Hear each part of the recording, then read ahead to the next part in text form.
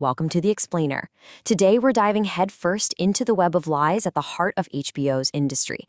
We're going to look at how one single, massive corporate lie can spin out of control and become, well, a full-blown geopolitical crisis. It's wild. This single line just perfectly captures the guy at the center of this whole storm, Whitney Halberstram. He's the cold-blooded COO of a company built on, let's be honest, a catastrophic lie.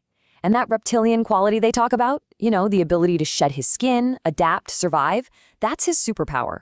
But, as we're about to see, it's also the very thing that's going to bring him down. Hard. All right, let's dig into this. We're going to start with the man himself. Because really, to get how this whole house of cards comes crashing down, you first have to understand Whitney. So this is the guy, Whitney Halberstram. He's the COO of this hot fintech company called Tender. And get this, the actor who plays him, Max Minghella, actually called him an alien person. And you totally see why, right? This isn't just about greed for him. No, it's more like an abstract game he has to win. He's an absolute master at hiding what he's really thinking, which is why everyone compares him to a reptile. Always ready to drop a tail and get away. That's who we're up against here. But here's the thing about a lie this massive, it never stays with just one person. It spreads. Kind of like a virus, actually. It infects everyone in Whitney's orbit, forcing them all to cook up their own dissections, really just to stay afloat. So in the world of industry, nobody just lies. Oh no, that's way too blunt. Instead, they create, and you gotta love this, points of emphasis. It is such a chillingly corporate phrase, isn't it? It basically means strategic lying. It's how you take a rumor, a guess, whatever, and you spin it, you launder it into an official story that helps you get what you want. It's the official language of deceit. And you see this poison just spread everywhere. Look at this. Yasmin completely rewrites her own history, claiming she was this lone dissenting voice. Harper? She straight up leaks a nasty rumor just to make a trade go her way. And yeah, even the politicians jump in, using these carefully constructed lies to save their own necks. In this world, literally everyone has their points of emphasis. And this is a fantastic example of how manipulation works in this world because it's not all the same. On one hand, you've got Eric Tao, Harper's mentor. His whole style is tough love. He's convinced she needs that chip on her shoulder to really perform. But then you look at Henry Muck's approach to Whitney. It's the total opposite. He just strokes Whitney's ego, enabling his delusions. He literally hisses at him before a speech, "You need to fucking perform." See, he knows Whitney needs an ego massage, not a dose of reality. Two completely different playbooks, but the end goal? It's the exact same, manipulation. Okay, but a lie this big, one that the entire company is built on, it just can't last. It's impossible. Sooner or later, the web starts to unravel. And the collapse, when it finally hits, oh man, it is brutal, and it is devastatingly fast. I mean, look at how quickly this all goes down. It's breathtaking. Day one, Harper just blows the whole thing open at a finance conference, exposing the fraud. The very next day, her mentor Eric goes after Whitney on live TV.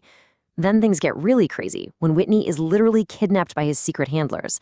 And it all leads to this, the spectacular failure of his big hostile takeover.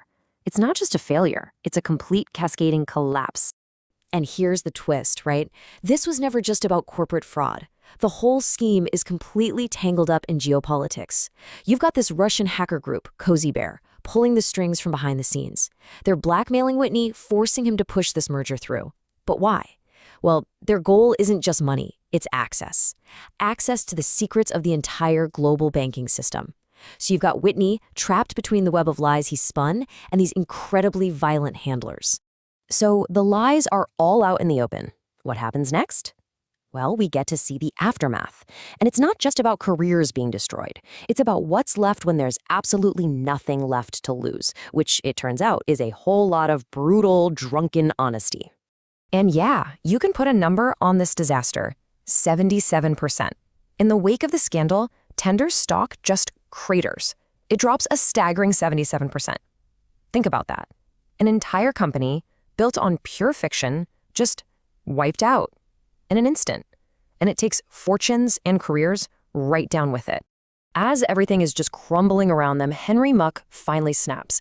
He confronts Whitney with the one fatal flaw in his entire worldview. He's screaming at him on a plane, "You can't construct a universe where nothing's real."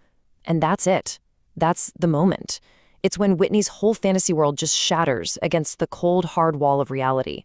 But in the middle of all this wreckage, something amazing happens. A rare, really powerful moment of pure truth. Harper and Yasmin, who've been rivals for years, end up getting drunk together. And they just confess their deepest insecurities. Harper admits she always resented Yasmin because she made her feel less than. And Yasmin, who has this armor of pure steel, she confesses her biggest fear. I'm so fucking soft.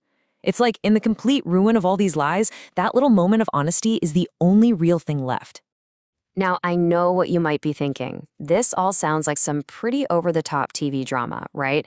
But what makes industry so compelling is that the playbook for Tender's incredible rise and spectacular fall, well, it feels like it was ripped straight from real-world headlines.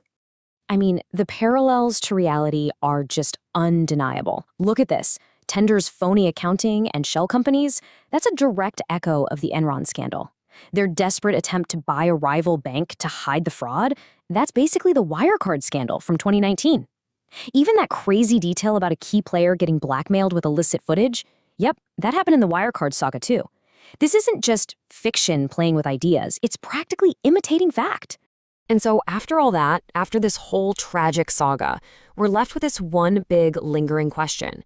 In a world, in a system that rewards a good performance, what's the real value of the truth? When points of emphasis can build entire empires before they inevitably collapse them, what's the truth actually worth? It's definitely something to think about.